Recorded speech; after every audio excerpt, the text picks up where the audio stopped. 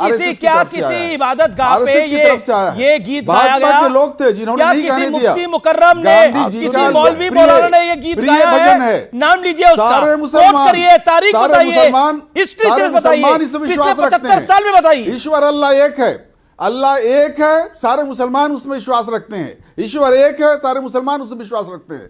ये जो भेदभाव है, ये जो दीवारें खड़ी करते हैं मजहब के बीच में, ये भाजपा के लोग करते हैं, आरएसएस के लोग करते हैं। हम उस तरह की भेदभाव को नहीं मानते। सुधांशु जवाब, 20 second Sudhanshu, then big story coming up. Okay Sudhanshu reply.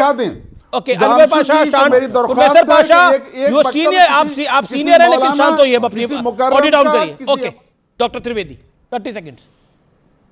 Pasha साहब, मैंने सिर्फ ये कहा था किसी मस्जिद में गवाहने का उदाहरण दीजिए, करेक्ट तो आप अपने स्टेटमेंट को करिए। और मैंने कहा था कोई मुस्लिम धर्मगुरु कह दे ईश्वर अल्लाह एक है, आप तो ना मुल्ला है, ना मौलवी है, ना मुफ्ती है, ना मुकर्रम है, ना बारी है, ना हाफिज है। और अगर आप कह रहे हैं ईश्वर अल्लाह एक है, तो अजान में तो बोला जाता अशदम मोहम्मद रसूलुल्लाह, सिर्फ मोहम्मद साहब के अलावा कोई इबादत के आयोग नहीं, और अल्लाह के अलावा कोई इबादत के योग्य नहीं है, केवल अल्लाह ही अकबर है। तो अल्लाह ईश्वर जरा एक बार कहलवा दीजिए ना, किसी उलेमा से कहलवा दीजिए, किसी उलेमा से। सुधांशु जी, इस्लाम के इस कलमे को गलत परिप्रेक्ष्य में मत रखें, गलत तरीके से मत पढ़ें। उस अच्छा तो अशहदु अल्ला इलाहा इल्लल्लाह मोहम्मद रसूलुल्लाह का मतलब जानते हैं क्या है? हम ये गवाही देते हैं कि अल्लाह एक है और रसूलुल्लाह अल्लाह के पैगंबर हैं। ये उसका मतलब है। मैंने तो कहा ना, तो एक बार गवाह के दिखा दीजिए, किसी मस्जिद में बहस करने की गुंजाइश नहीं रहेगी। ईश्वर आप गवाह के दिखा दीजिए ना। आज बिहार की हालत आपने ऐसी बना दी है और नहीं तो किसी मौलवी से कहलवा दीजिए। आपके लिए अस्वीकार हो गए हैं, आपने गांधी जी को अस्वीकार कर दिया है और बिल्कुल करना चाहिए। देखिए डिबेट गॉडसे का क्या संबंध था? आपकी पार्टी से, आरएसएस से गॉडसे का क्या संबंध था? जरा ये भी जनता को बताइए। गांधी जी की हत्या किसने की थी? किसने की थी गांधी जी की हत्या? और आज तक कंडेम नहीं किया आरएसएस ने गॉडसे को। इसका भी जवाब आप दीजिए। हम तो ईश्वर अल्लाह एक मानते हैं, आपको नहीं स्वीकार है ईश्वर अल्लाह एक।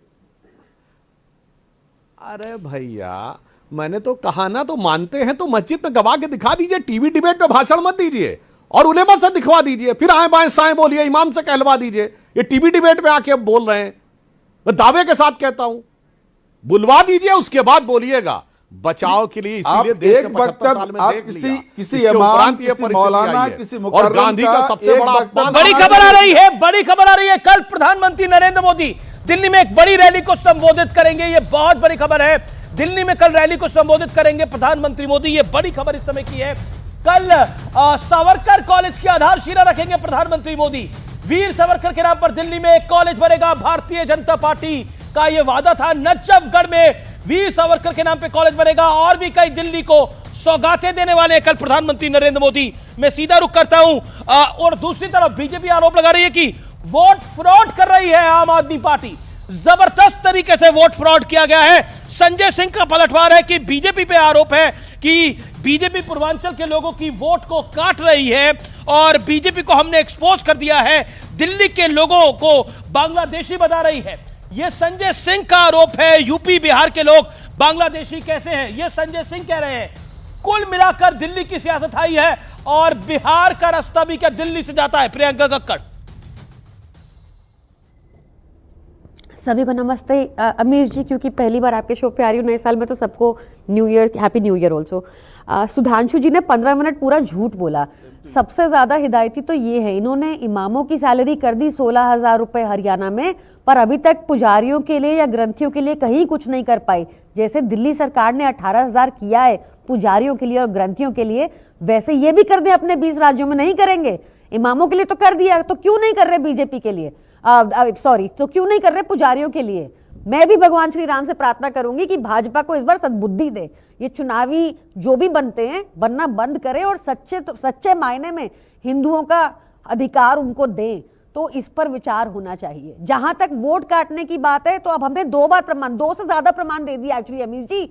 इन्होंने शाहदरा में विशाल भारद्वाज है इनके भाजपा के नेता, उसने 11,018 एप्लीकेशंस दी नाम कटवाने की, रंगे हाथों पकड़े गए, तब वो रुक गए। नई दिल्ली विधानसभा में 5,500 एप्लीकेशन दिए नाम कटवाने की और 7,500 एप्लीकेशन दिए नाम जुड़वाने की, और ये सब तब किया है जब इलेक्शन समरी रिवीजन क्लोज हो चुका है, इलेक्शन कमीशन ड्राफ्ट लिस्ट तैयार कर चुका है। उसके बाद भारी संख्या में ऐसे नाम कटवाने की याचिकाएं दे रहे हैं और तो और पूर्वांचली भाई बहनों को बदनाम कर रहे हैं, रोहिंग्या बुला रहे हैं उन्हें। अगर इनको रोहिंग्या पकड़ने हैं तो हरदीप पुरी जी को अरेस्ट एक सेकंड ओके, सुधांशु त्रिवेदी जवाब। देखिए, आज बीजेपी के जो दिल्ली के प्रेसिडेंट है वीरेंद्र सचदेवा, उन्होंने एक प्रेस कॉन्फ्रेंस करी है और कहा है कि 2018 में जब संजय सिंह राज्यसभा गए तो उन्होंने खुद को हरिनगर का निवासी बताया। उनका उस समय उनका नाम सुल्तानपुर वोटर लिस्ट में भी दर्ज था, यानी एक टाइम पर 2 जगह के वोटर थे। उसके बाद संजय सिंह नई दिल्ली विधानसभा के वोटर बनते हैं, उनको बनवाया जाता है। इस बार नई दिल्ली वोटर लिस्ट में उनकी पत्नी का नाम भी दर्ज करा जाता है। यह मैं 2018 में बता रहा हूं, 2-3 बार जो हुआ।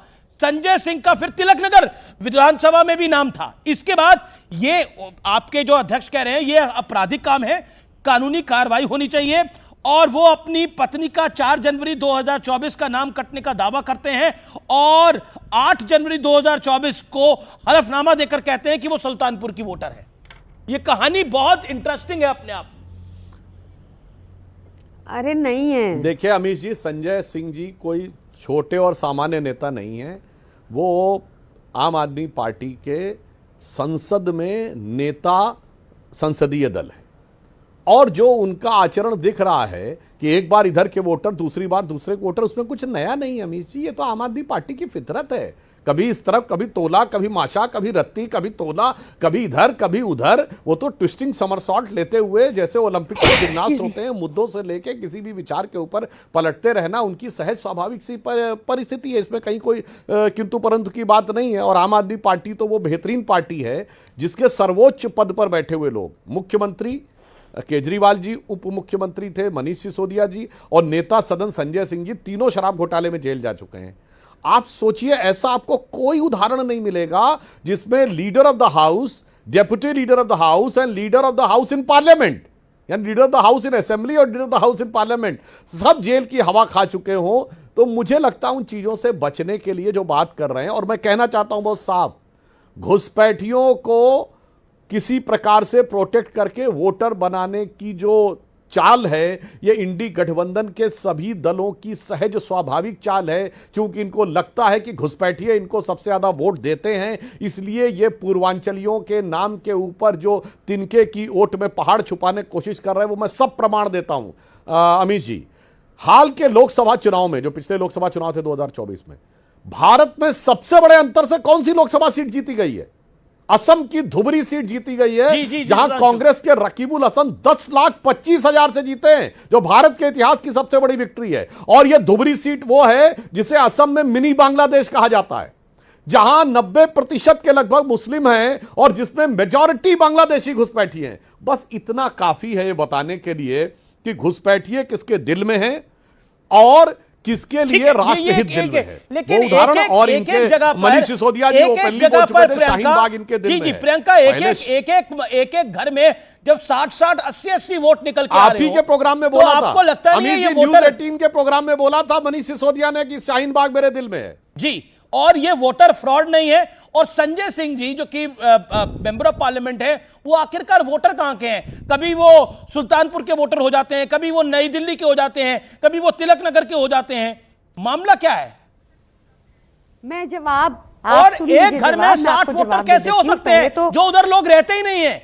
जो लोग रहते ही नहीं है वो दिल्ली के वोटर कैसे हो सकते हैं? क्या दिल्ली के बाहर के लोगों को सिर्फ वोट करने के लिए यहां पर 3 दिन के लिए बुलाया जाता है क्या? यह बहुत बड़ा आरोप है, और यही वोटर फ्रॉड है जो हो रहा था, जिसे रोका गया है।